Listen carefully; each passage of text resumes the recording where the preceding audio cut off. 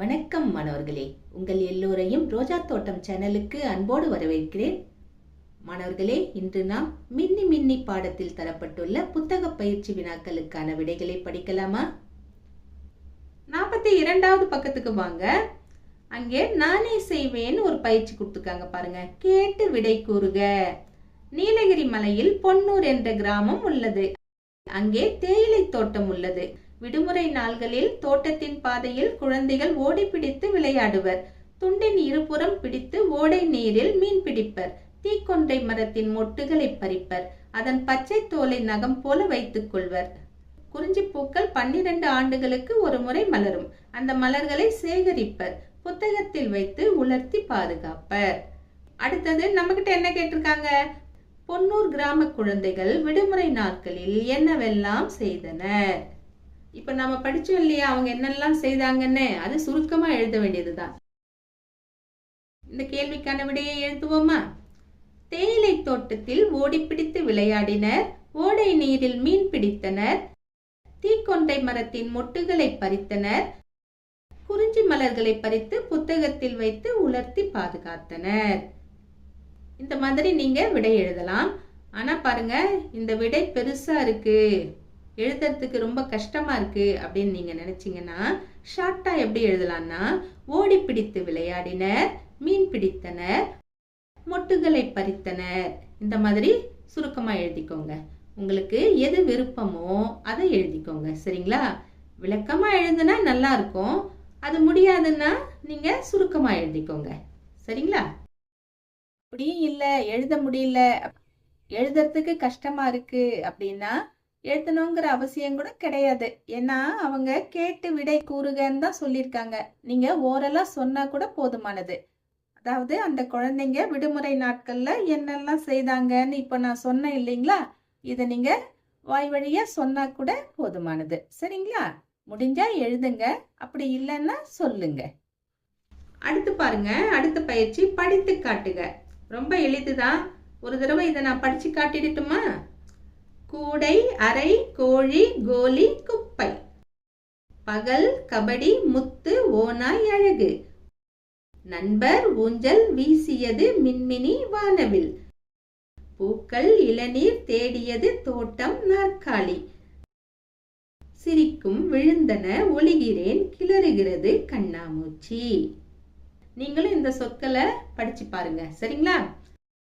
அடுத்தது படித்து விடையளிக்க. நெடில் எழுத்தில் தொடங்கும் சொற்களை எடுத்து எழுதுக. அடை, ஏலக்காய் 2 சொற்களை கொடுத்திருக்காங்க. எது நெடில் எழுத்துல ஆரம்பமாகுது? அடை கிடையாது. அ நெடில் எழுத்தா? இல்ல, ஆ தான் நெடில் எழுத்து. ஏலக்காய் தான் இங்கே நெடில் எழுத்தில் ஆரம்பமாகிறது. ஏ இல்லையா? ஏலக்காய் எழுதிட்டோமா? அடுத்து இந்த பக்கம் வாங்க. ஆவணி, இடியாப்பம். இங்கே எது நெடில் எழுத்து? ஆவணி. ஆ ஆ நெடில் எழுத்து. சரிங்களா? அடுத்து பாருங்க, அதுக்கு கீழே வந்தீங்கன்னா 3 தொடர்களுக்கும் பொருந்தும் ஒரே படம் எது? கீழே என்ன கொடுத்திருக்காங்க? தோட்டத்தில் செடி, செடியில் பூ, பூவில் வண்டு. முதல்ல என்ன கொடுத்திருக்காங்க? தோட்டத்தில் செடி. ஆமா, தோட்டத்துல தான் செடி இருக்கு. முதல்ல சொன்னது பொருந்தி போகுது. செடியில் பூ. ஆமா, செடியில பூ இருக்கு. கரெக்ட் தான். பூவில் வண்டு. ஆமா, பூ மேல வண்டு உட்காந்து இருக்கு. கரெக்ட் தானே? டிக் போட்டுடலாம். சரி, மற்ற ரெண்டையுமே கொஞ்சம் செக் பண்ணிடலாம். சரிங்களா? தோட்டத்தில் செடி. ஆமா, தோட்டத்துல செடி. கரெக்டா தான் இருக்கு. செடியில் பூ, செடியில பூ. ஆமா, கரெக்டா தான் இருக்கு. பூவில் வண்டு இல்லையே, பூவில பட்டாம்பூச்சியில் இருக்கு. அதனால இது தவறு. அடுத்தது பாருங்க, தோட்டத்தில் செடி இல்லையே, இது தொட்டியில் செடியாச்சே, அதனால இது இல்ல. செடியில் பூ, செடியில பூ இருக்கு. பூவில் வண்டு, பூவில் வண்டு இருக்கு. ஆனா தோட்டத்துல தான் இங்க செடி இல்லை. அதனால இதை நாம டிக் போட முடியாது. முதலில் இருக்கும் படம் தான் பொருந்துகிறது. அடுத்தது பாருங்க, விடை எழுதுக. பூனைக்கு பயந்து எலி பானைக்குள் நுழைந்தது. இங்க படம் கொடுத்திருக்காங்க பாருங்க. எலி உள்ள இருக்கு, வெளியில பூனை கண்ணை உருட்டிக்கிட்டு பாக்குது. கீழே 2 கேள்வி கேட்கப்பட்டிருக்கு. முதல் கேள்வி என்ன? பானைக்குள் நுழைந்தது எது? எது பானைக்குள்ள போச்சு? எலிதான் இல்லையா? எலி. அடுத்தது பயந்தது எது? எது பயப்படுது? பூனையா எலியா? எலிதான் பயப்படுது. பயப்படவே தான் அது உள்ள போய் ஒளிஞ்சுக்குச்சு இல்லையா? எலி. அடுத்தது அடுத்து வரும் தொடர் எது? எடுத்து எழுதுக. என்ன கொடுத்துருக்காங்க? மரம் தந்த பூ, பூ தந்த காய், காய் தந்த பழம். அடுத்து என்ன வரும்னா இந்த பக்கம் கொடுத்துருக்காங்க பாருங்க. பழம் தந்த மேகம், பழம் தந்த விதை, பழம் தந்த வீடு. இதுல எது வரும்? பழம் தந்த மேகம் வராது. பழம் போய் மேகத்தை கொடுக்குமா? கொடுக்காது. பழம் தந்த விதை, பழத்திலிருந்து விதை தான் வரும். இதுதான் சரியான விடை. அடுத்து கொடுக்கப்பட்டதையும் பார்த்துடலாம். பழம் தந்த வீடு, பழம் நமக்கு வீடு கொடுக்குமா? கொடுக்காது. அதனால சரியான விடை எது? பழம் தந்த விதை. எடுத்து எழுதிடுவோமா? அடுத்தது அடுத்து என்ன செய்யலாம்? இங்க மழை பெய்யுது, தண்ணி ஓடுது, குட்டி பையன் பேப்பர் எடுக்கிறான், அதுக்கப்புறம் அழகா கப்பல் செய்துட்டான். இதை இப்ப என்ன பண்றது? மிதக்க விடலாம், பறக்க விடலாம், உருட்டி விடலாம். என்ன பண்ணலாம்? மிதக்க தான் விடலாம். கப்பலை என்ன பண்ணணும்? தண்ணியில மிதக்க விடணும். முதல்ல கொடுத்துருக்கிற ஆப்ஷன் மிதக்க விடலாம டிக் போட்டுக்கலாம். அடுத்தது மகிழ் பக்கம். உரிய இடத்திற்கு கோடிட்டு இணைக்கலாம். உங்களுக்கு எல்லாம் ரொம்ப பிடிச்ச பயிற்சி தான் இது இல்லையா? இங்க பாருங்க, படங்கள் கொடுத்துருக்காங்க, இடையில இடையில கேப் கொடுத்துருக்காங்க. அந்த கேப்ல என்ன வருங்கிறத கீழே கொடுத்துருக்காங்க. எங்க எது வருங்கிறத நீங்க கோடு போட்டு இணைக்க வேண்டும்.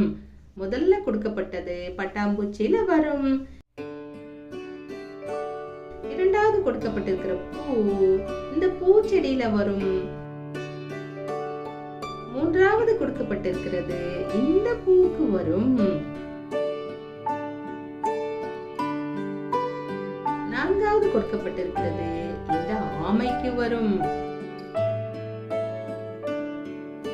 ஐந்தாவது கொடுக்கப்பட்டிருக்கிறது இந்த பட்டாம்பூச்சிக்கு வரும், குட்டி பட்டாம்பூச்சிக்கு வரும்.